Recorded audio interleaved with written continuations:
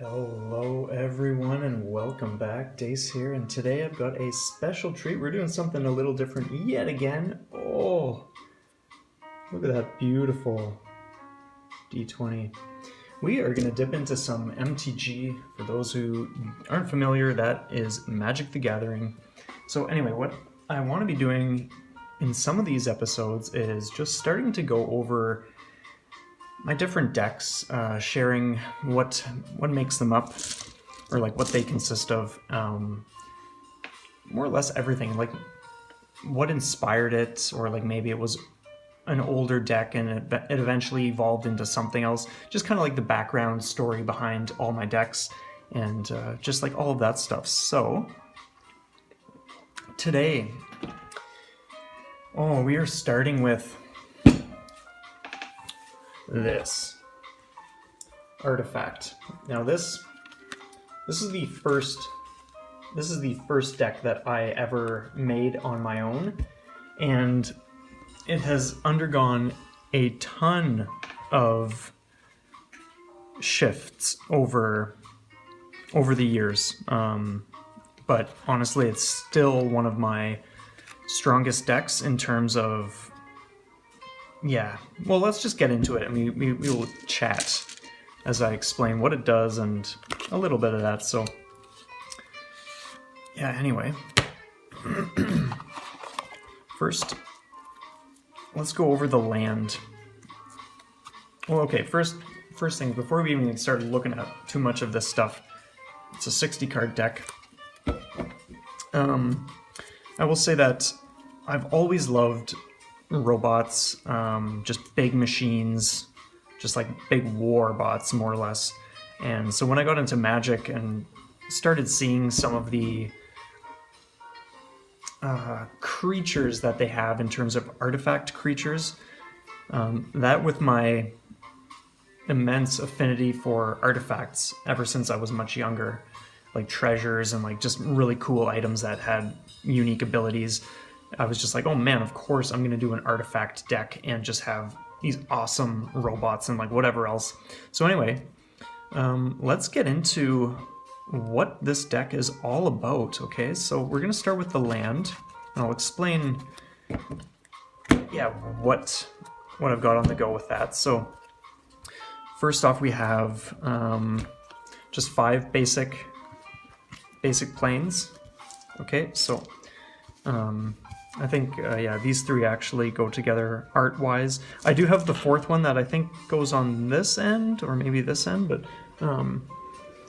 yeah, I do like that the artists did like a 4-card views spanning some of the land cards. And then I have like the Zendikar full art ones, which are pretty sweet. Anyway, okay, so that's the basic plane. So for those of you who aren't aware like what these do, this, you more or less just tap to add 1 white mana to your mana pool, and then you can use that as you wish. So that's that. Pretty basic stuff. And then I have Ancient Den. I have a play set of Ancient Den. So what this does is, this does the exact same thing as a basic planes. It taps to add 1 white mana, except these are artifact lands. So, and I'll get into why I have these in a little more detail when we get to some of the other cards, but it's pretty useful having 4 extra artifacts in the deck. But we'll get to that shortly. And then, okay, so here are the Urza lands. So I have I have a playset of Urza's Tower. I'll lay these all out because they all have a different image. And I will be mindful of the screen so that things are in view properly, or somewhat properly. So what this does, you tap to add 1 colorless mana to your mana pool if you control Urza's Mine, Urza's Tower, and Urza's Power Plant. So that means if you have all 3 out at the same time, you can tap this to add 3 colorless mana to your mana pool instead, okay? So I have the Tower, I have a playset of the Power Plant, which I will lay out like that. And then, of course, we'll shift those guys up. I have the Urza's Mine as well. So let's say you're playing a game and you're on turn 3, and let's say you just happen to have one of each of these out. We'll just get these guys over here for now. That means that on turn 3, you can already be tapping for... Okay, well, first off, what these two, the power plant and the mine do, they do the same thing as this except one less. So if you have like all 3, then this one taps for 2 instead of just 1 normally, and this one taps for 2. So by turn 3, you can already be tapping for 3, 4, 5, 6, 7 colorless mana. And of course, it's predominantly, because it's an artifact deck, and I've geared it towards mostly colorless artifacts, it means that by turn 3, you can be doing like 7-drop creatures or whatever, like anything that costs 7 or less. You can easily be affording it, so it's a great way to accelerate your mana and just be putting the pressure on your opponent super quickly. And that's just if you have nothing else in the works but like these, for instance. We'll get to other things that can have just way more mana just as early. So anyway, those are the Urza lands. Really, really useful. And then the last land card we have is Mystifying Maze. Now, in some ways, there are cards that would be a little more suitable. But the reason I have this one is, first off, it has 2 abilities. The one, you can tap it to add 1 colorless mana. And if you pay, the other ability is you can pay 4 and then tap this, exile target attacking creature an opponent controls. So if they are going to attack, I can just be like, oh, well, okay, I'm going to pay to use this ability. And then we exile target attacking creature an opponent controls. At the beginning of the next end step, return it to the battlefield tapped under its owner's control. So it's more or less just a way of foiling an attack that would be coming your way. If your opponent, let's say, sees that this is open, not tapped yet, and you have, like, let's say, 4 untapped planes, they know that at any point I can just tap to activate this. So they might think twice about attacking in the first place if they see that there is this potential here. So that can be really useful too. So anyway, that is the land. It's a fair chunk. It's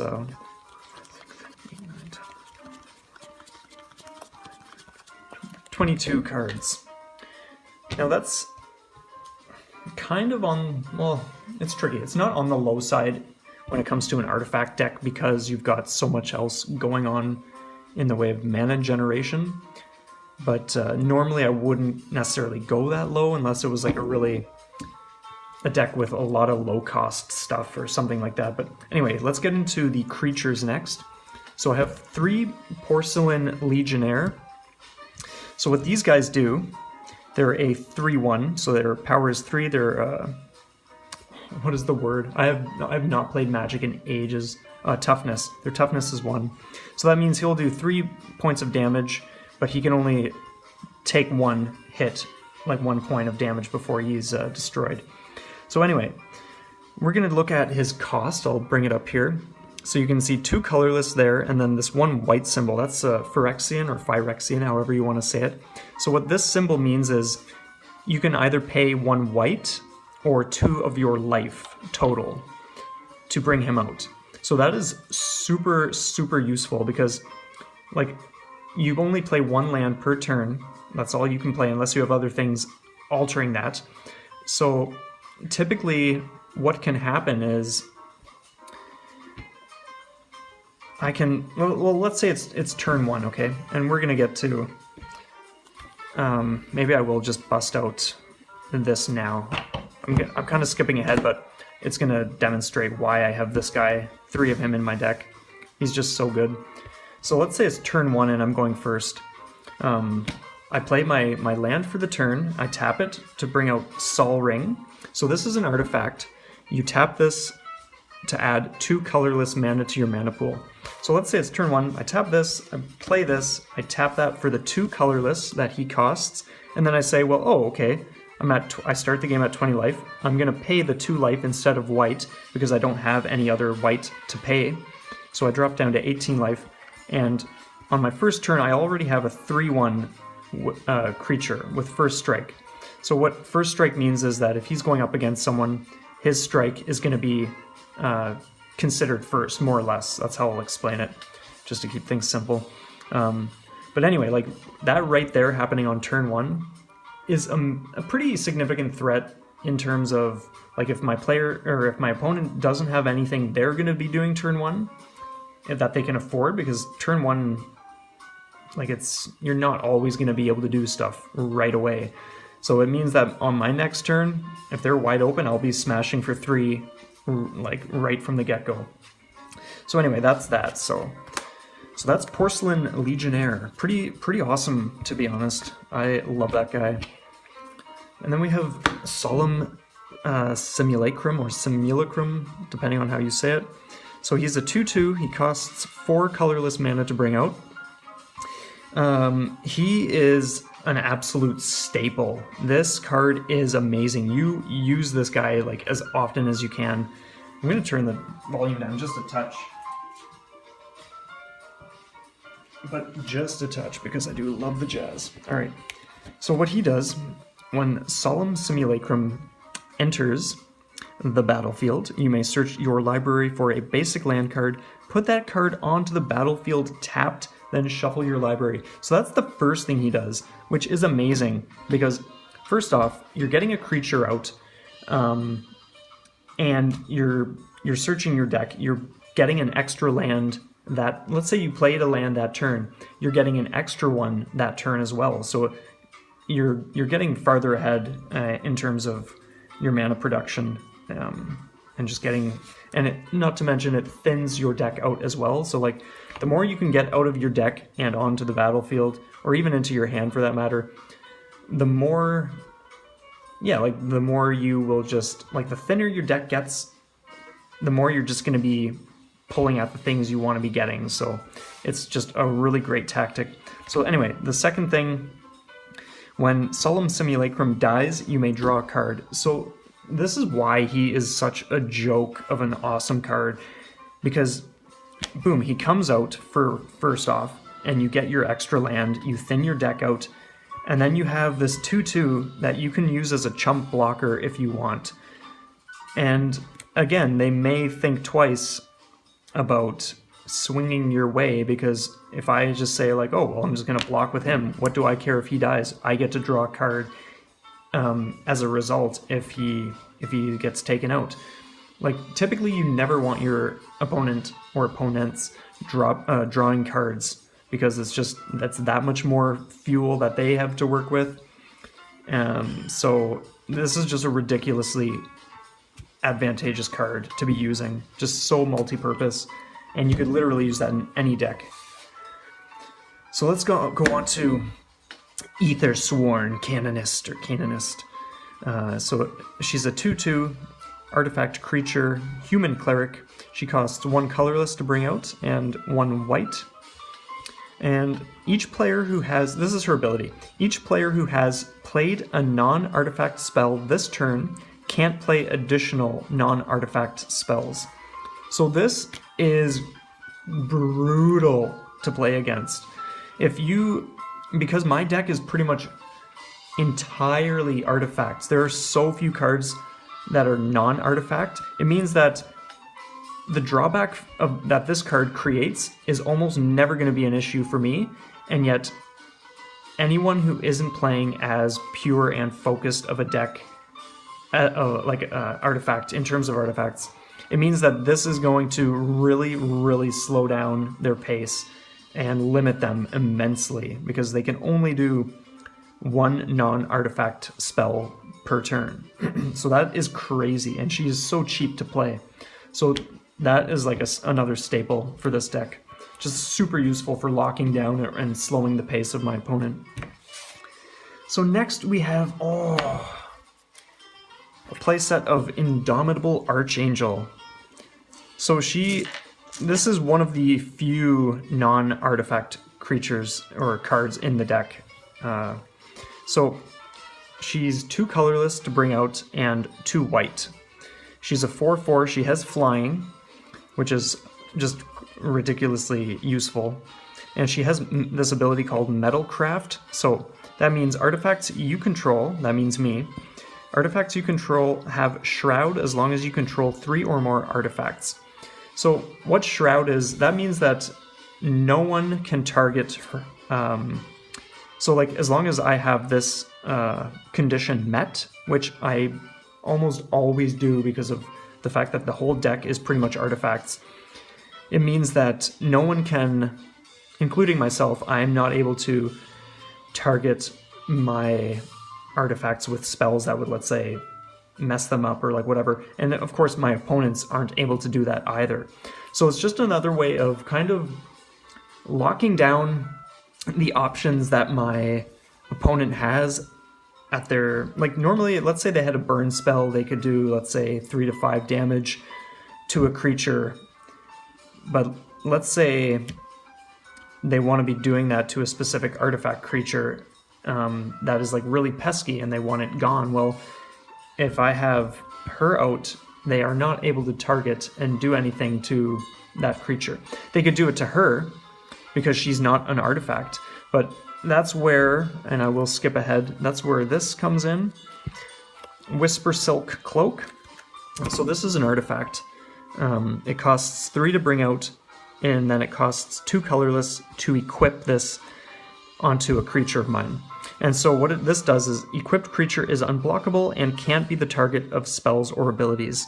So ideally what I do is, she's out, she's protecting all of my artifacts so that no one can mess with them, and then ideally this is on her like that, so that she is then protected almost as if she's an artifact in a way. Plus she's unblockable, so even if someone had a flying creature like she's flying, they could no longer block this. She could be swinging and it's going straight to their health. So Whisper Silk Cloak is it's still one of my favorite artifact equipment cards ever. I've had a bunch of these for years now, ever since like 2012 or 2013 or whatever, when I got back into Magic, and it's just so useful. Like, I could not tell you how many games I've won with this card, just because like they had no way to deal with it, and that was that. So anyway, that's kind of the Indomitable Archangel approach. She comes out, she protects all my artifacts, I protect her, and it just gets harder and harder for my opponent to do anything. So let us continue. Now we're going to get to Kuldotha Forgemaster. So I have 2 of these guys. Now, what he does, he costs 5 colorless to bring out. He is a 3/5, and he has this ability where you tap, sacrifice 3 artifacts, so that would be any 3 of my artifacts that I currently have in play. And what I do if I do that is search my library for an artifact card and put it onto the battlefield. Then I shuffle my library. So this is a way for tutoring, and like for those not familiar, that just means like searching your deck for something specific when you're allowed to. So this is a way of being like, let's say it's mid-game, and I have, like just for the sake of simplicity, let's say I have these 3 guys out, and I have like one of these, I go, okay, well, to be honest, well, actually, here's a better example, because you can technically sacrifice him for the effect.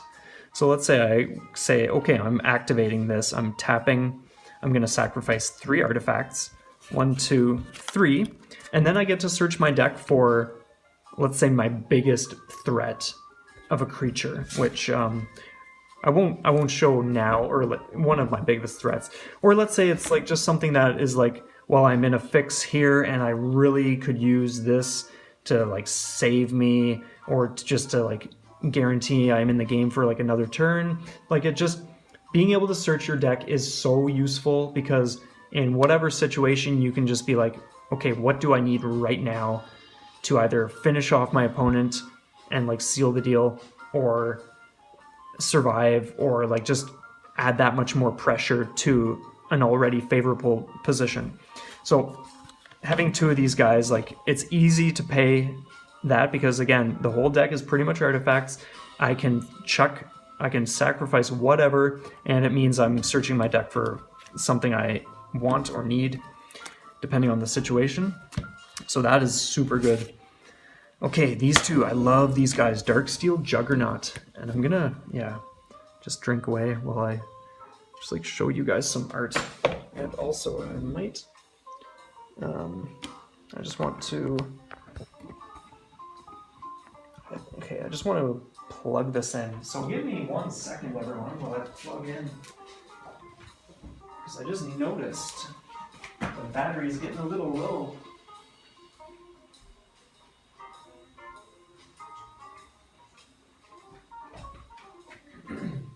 Bear with me. Enjoy the music and all of that great stuff. Okay, extension cord time. All right. 1 second, everyone. So I'm gonna bump things around for a little bit. And then I'll attempt to get things back in order somewhat. Yeah, the cord is like kind of tampering with things, so it may be like on an adjusted angle like that or something. Yeah, okay, that works, whatever. So anyway, Darksteel Juggernaut. So he costs 5 colorless to bring out, and you'll see he doesn't have numbers here, but he does have these little stars, and so what that means is, well, I will just read. So Darksteel Juggernaut's power and toughness are each equal to the number of artifacts you control. So let's say it's mid-game or late game. Let's say I have 10 to 15 or 20 artifacts out. That means, like, let's say, okay, we'll just say 15. Let's say I have 15 artifacts out. That means he is a 15-15, which is pretty sizable. Like, that's pretty huge. And his second ability, Darksteel Juggernaut, is indestructible and attacks each turn if able. So that means he is kind of on autopilot. I don't decide whether he attacks. He just does every turn if he's able to. So it's kind of like an automatic threat. I put it down, and because he's indestructible, he's just going to be swinging turn after turn, and that is going to be applying a lot of pressure to my opponent. So this is kind of part of what ties into why I have the 4 Ancient Den that I mentioned, the artifact lands. So it's a way, like, let's say I had just 4 more basic planes, since they do the same thing as the Ancient Den. Well, by having 4 more extra artifacts, it means that, like, if he's out, and let's say I had 4 of these down, like, obviously he counts for his own ability. And so right now, let's say I have 4 basic planes out, he would be a 1-1, which is nothing. But let's say I had these out instead. Suddenly he's a 5-5. 1, 2, 3, 4, 5 artifacts in play, so he's a 5-5. That is already a huge difference. So that's part of why I have these in here, because it's super useful. If there wasn't the 4-card limit, which is just like the rules of Magic, then obviously I wouldn't, like, I would just have like nothing but these, because it would just be insane. But anyway, moving on. Steel Hellkite. So, okay, here we go. So this guy costs 6 colorless to bring out. He's a 5-5. He has flying, and he has 2 other abilities. For 2 colorless, Steel Hellkite gets +1/+0 until end of turn. So I haven't shown too much yet, but we have dipped into the fact that, like, this deck can ramp up and generate tons of mana super early. So you can, when you see the 2 dots, it means you can pay for that as many times as you can afford. So let's say I'm at whatever turn and I have, let's say, 14 colorless mana that I can generate. Well, it means I can, let's say, swing with this guy for a normal 5, and let's say my opponent doesn't have anything they can do. I can be like, oh, well, by the way, I'm going to pay for this so many times and just have that much more attack, smashing your health. It's just really, really sweet.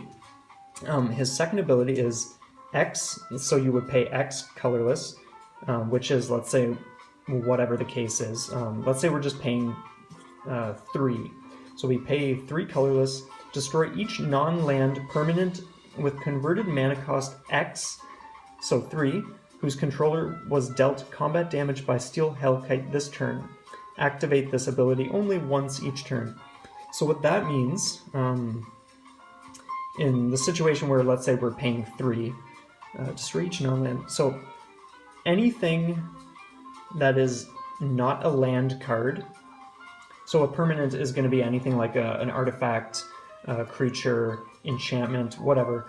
Anything that isn't a land, which is in play. Let me just read this again, because it has been ages since I read over this stuff. Yeah, sweet. So it's just a way of like clearing the board.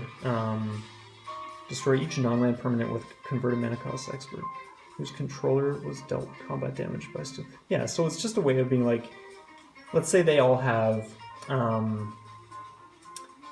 5-cost creatures in play, and I'm like, well, I want a quick way of just getting rid of all their stuff.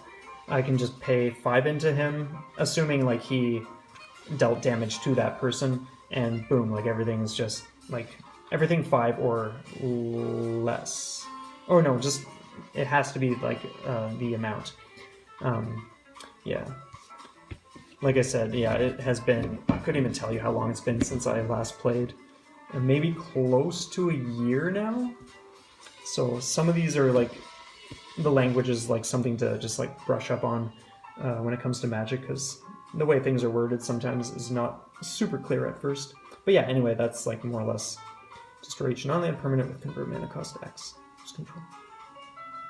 Yeah, cool. So anyway, yeah, it's just a way of destroying things of whatever value you put into it. So if something costs my opponent 5 to play or 6 to play, and I want to get rid of it, and I've dealt damage with that dragon, then I can then pay the amount that that creature cost, or whatever the case is, and they're, boom, gone.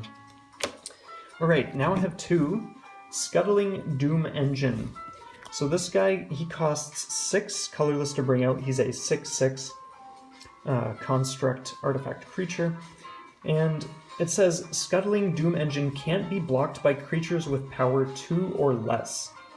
So that's pretty useful, because it means that, let's say my opponent has a chump blocker, that they're like, oh, well, okay, I'll just use this, like, let's say a 1/1 to block something big if it swings my way. Well, they can't do that. It has to be something that's higher than 2 if they're going to block this guy.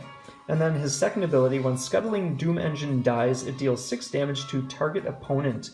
That is pretty crazy, because first off, if I'm swinging their way, and let's say they have an 8/8, they could, yes, certainly they could block, and this guy would not kill their creature, but my creature would die. So in that sense, it's like, oh, well, why wouldn't they want to block? But the thing is, like, maybe let's say they're at 6 life or 4 life, or they're just low enough where they don't want to take that 6 damage. Like, it's great because it creates for a lot of unique situations where it's like, well, what do I do? Like, so yeah, in that sense, it's just another form of pressure. Now, I don't recall, this is something I would want to look up, but I want to double check, because I'm sure I knew at one point, obviously, but if sacrificing my artifacts counts as it dying, I think it does. So that's another, if I'm not mistaken, and that's how it works, then the Kuldoth of Forge Master, for instance, I could be like, okay, I'm going to tap, sacrifice 3 artifacts, 1, 2, 3. These 2 Scuttling Doom Engines die. That's a total of 12 damage going right to my opponent's life total. So like yeah, you can see how quickly like everything can just be working together in this deck, and just the synergy that can be happening. And even if that isn't happening, just the fact that, like, yeah, I can swing with him and not care if he's gonna die, because like I'm either killing something they block with, or this is dying and they're taking 6 damage anyway. And like, it's just, yeah, there is a lot of room for just applying pressure, locking down in this deck, and just things getting really nasty really quickly. So let's move onward. We're going to do Soul of New Phyrexia. So this creature costs 6 to bring out, and he's a 6/6. He has Trample. So that means, for those that are not aware, let's say there was a 2/2 creature that my opponent had, and they were blocking this guy when I attacked with that 2/2. It means that, in terms of the math, it means that 4 from this total would still carry over to my opponent's life. Like, they would still take 4 damage even though the creature blocked 2 of the 6, okay? So that's what Trample is. And then, anyway, the next ability is you pay 5 colorless. Permanents you control gain indestructible until end of turn. So like I said, permanents are lands, creatures, enchantments, artifacts, yada yada. So if, let's say, my opponent plays a spell that's like, oh, destroy like all cards on the game, like on the battlefield, I can be like, well, okay, first off, I'm just going to pay 5 and keep all my stuff, and you just destroyed all your stuff, thinking that you might be taking my stuff out. And then the second ability, pay 5 colorless, exile Soul of New Phyrexia from your graveyard. So let's say he died and he was in the graveyard. I can actually still play this ability by paying 5, exiling him from the game, from the graveyard, and permanents you control gain indestructible until end of turn. So even after he, let's say, has come out, fought, or served whatever purpose, and he's in my graveyard now, I can still get use and protect myself in a situation where someone is like just doing a big board wipe or whatever the case is. So really useful card to have out. Coffee. Absolutely amazing card. Wormcoil Engine. Everybody loves Wormcoil Engine. The art is awesome, and he is just an absolute beast of a machine. So he's a worm. He costs 6 colorless to come out. He's a 6/6. He has 2 initial abilities, Death Touch and Lifelink. So for Death Touch, that means anything he touches is going to die. Even, let's say my opponent has something that has 100 toughness, so it's like defense is 100. Even though he's only doing 6 up against that 100, the fact that he has Death Touch means that that creature is going to die. A single point of Death Touch damage counts as like a critical, or just like enough to take it out. So that is extremely useful. He also has what is called Lifelink. So what that does is every point of damage he applies to a creature means I gain that much life. So because he's at 6, let's say I smash my opponent directly for 6, or a creature, I get 6 life from that, and it's amazing. So his third ability, when Wormcoil Engine is put into a graveyard from the battlefield, put a 3/3 colorless worm artifact creature token with Death Touch and a 3/3 colorless worm artifact creature token with Lifelink onto the battlefield. So this is absolutely bonkers, because he comes out, he does all that crazy stuff that I just mentioned in terms of like being a threat and whatever. Let's say he dies. Big deal, because I get my token here. I don't actually have a token for the Lifelink, but essentially I get a 3/3 Death Touch, and then let's just say this was the other token, and a 3/3 Lifelink. So it's the exact same as this, minus the second ability, but you've just split the 6/6 into 3/3 and 3/3. And this one has the Death Touch, this one has the Lifelink. So he more or less replaces himself. And that is insane value in terms of options, and just, yeah, being that much more ahead of your opponent and just keeping the pressure on. Because, like, they're thinking, like, well, dude, like, if I just take out his Wormcoil Engine, he's just going to more or less have those same stats on the board after the fact anyway. So, like, just more things for them to think about. It's so good. Oh man, we are to one of my absolute favorite artifact creatures ever, and I've had this guy in the deck pretty much from the moment I formed it. Platinum Empyrean. Not necessarily because he is the best card ever, but let's read about him. So he costs 8 colorless. Oh, here we go. 8 colorless to bring out. He's an 8/8, and he has one ability. Your life total can't change. So let that sink in. And I have a playset, of course, because I just love how beefy this guy is.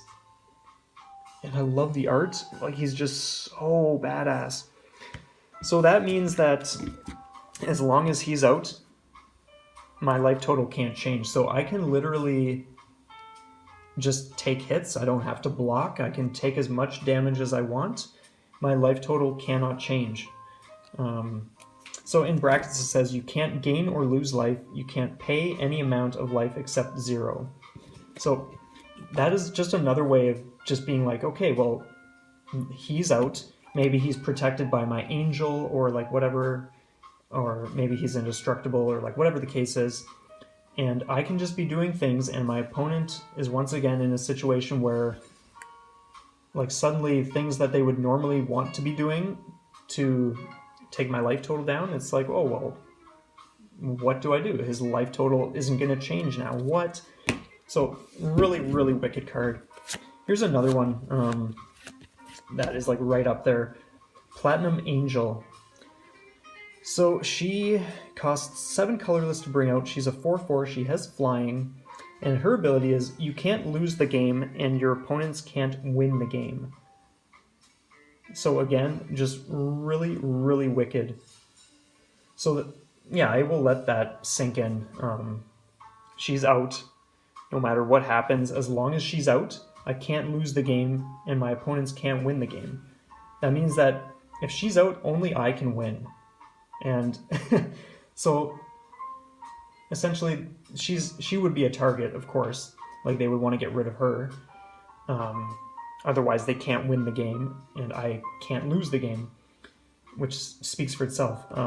But of course, in a situation where, let's say, all my artifacts are indestructible or protected, then of course, what are they going to do in that situation? How are they going to deal with it? There are certainly ways, but it's there are just so many things in this deck that just really limit the player.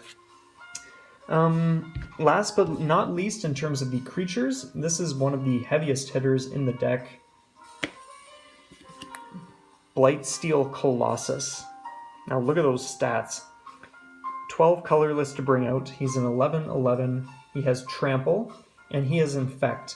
So what Infect does is a creature that has Infect deals damage in terms of, well, okay, let's say he's going up against a creature that's 12/12, for instance. So a creature with Infect deals damage to another creature in the form of -1/-1 counters. So for each point of damage that he does to something else, he's actually lowering their stats, more or less. That's how I'll word it. So that is super useful. Now, if he's doing this to a player, a creature with Infect deals damage to a player in the form of poison counters. And you only need 10 poison counters accumulated to lose the game. So let that sink in. If he ever gets a clear shot, because he's at 11, if he ever gets a clear shot right to my opponent, that is an instant win for me, because he has gone 10 and over in poison counters. So that is a very, very deadly and dangerous card. Furthermore, Blightsteel Colossus is indestructible. So again, very few ways of dealing with this guy. So he's just that much more of a threat. And his last ability, if Blightsteel Colossus would be put into a graveyard from anywhere, reveal Blightsteel Colossus and shuffle it into its owner's library instead. So more or less, if he's in play, or whatever the case is, if someone does somehow deal with him and he would go to the graveyard, it's well, instead I will just shuffle it into my deck and maybe draw it again, or maybe I have Kaldotha, another one of him out, so I will just do that, sacrifice 3 artifacts, and bring him out again. Like, it's crazy. So that takes care of all of the creatures. Now we're going to get onto the artifacts. Now, I've read that you're only supposed to have 1 Sol Ring in your deck, even though there's like the 4-card limit rule. And I used to have 4 Sol Ring, to be honest, but like honestly, this is a casual deck. I'm not using this at tournaments.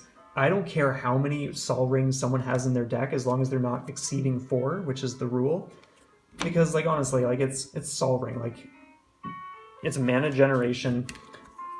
It just gets the games going that much faster. It gets you, like, it's not like, oh, this turn I'll play a land and do nothing, and then my opponent will do the same, and then, oh, okay, this turn I'll play a land and do nothing. Like, this deck is all about generating mana and just being fast and furious. So that's why I have these. So anyway, like before when I showed you, you pay 1 colorless, you bring this out, you can tap and add 2 colorless right away. So that's super useful. Thrawn Dynamo. So this is another mana generator. So it costs 4 colorless to bring out, and then it taps to add 3 colorless to your mana pool. So like 4 colorless is kind of pricey for something that's going to generate mana, but the fact is, like, after that, every turn I just have 3 more. I can be doing 3 more, 3 more, 3 more anytime I tap it. So it is very, very useful. Versus Incubator, and I'm wondering how bright it is. Like, it's not looking super bright, but I just mean like the lighting right now. But anyway, what this artifact does, costs 3 to bring out. I would actually love more light. Maybe I'll just go like that. So in case that wasn't super visible, I'm not sure like when that even started, but yeah, anyway, so there's some of that stuff. So for this, yeah, that's so dark. I will just leave it down there and read it out. As Urza's Incubator enters the battlefield, choose a creature type. And then it says, creature spells of the chosen type cost 2 colorless less to cast. So that means given the nature of this deck being pretty much all artifacts, I would say, okay, when this comes out, I'm choosing artifact creature. And that means that all of a sudden, all of my artifact creatures cost 2 less to bring out, which means they're going to be coming out way earlier, and I'm going to be able to be affording doing way more during my turns as well. So it's super, super useful for just, again, applying pressure and keeping things furious. Then we have Defense Grid. Costs 2 colorless to come out. It's an artifact, and it says, during each player's turn, spells played by another player cost an additional 3 colorless. So again, this is a great way of limiting what my opponent does, or just more or less strapping them. Because for me, I can afford oodles of colorless mana in this situation, with this deck. Like, that is no issue for me. But if someone else's deck is not equipped to pump out tons of mana, then it means that every time they want to do, like, say, a burn spell or like something to foil my plans during my turn, it means that they're going to be paying whatever cost for that spell plus an additional 3. That is so expensive. And when you want to be like conserving your mana and like whatever, like, honestly, this is just brutal. Okay, and then I have Icy Manipulator. So it costs 4 colorless mana to bring out. It's an artifact, and it has this ability: pay 1 colorless and tap. And it says tap target artifact creature or tap target artifact, comma, creature or land. So this is a great way to lock down. Let's say there's a creature that is like a big threat to me, but every turn I can just pay, every turn of my opponents, where let's say they would go to attack, I can be like, no, wait, I'm going to pay 1, tap this, tap your creature before you do an attack. So that's just another way of limiting and locking things down. And then we have, let's get into Lightning Greaves. This is super sweet. It's an equipment. It costs 2 to bring out, 0 colorless to equip, so it can just go right onto something. And the equipped creature has haste and shroud. So haste just means Normally when a creature comes out, it has Summoning Sickness, so you cannot use it to attack or use it to like do tap abilities the first turn that it's out. You have to wait until the next turn. Putting this onto a creature means that you can ignore Summoning Sickness. And then it has Shroud. So again, like I said, it can't be targeted by spells or abilities. So it's a great way of just like, this would probably go on the Angel just to protect her. And, or like if something came out and I wanted it to be attacking that turn and not waiting, then I would just shift that onto that creature. Okay, and then we have Tower of Fortune. Ooh, nice foil. I love it.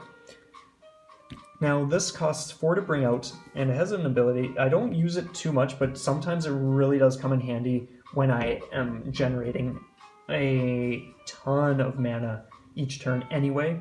So it costs 8 colorless, and tapping this, and you draw 4 cards. That is insane, absolutely insane.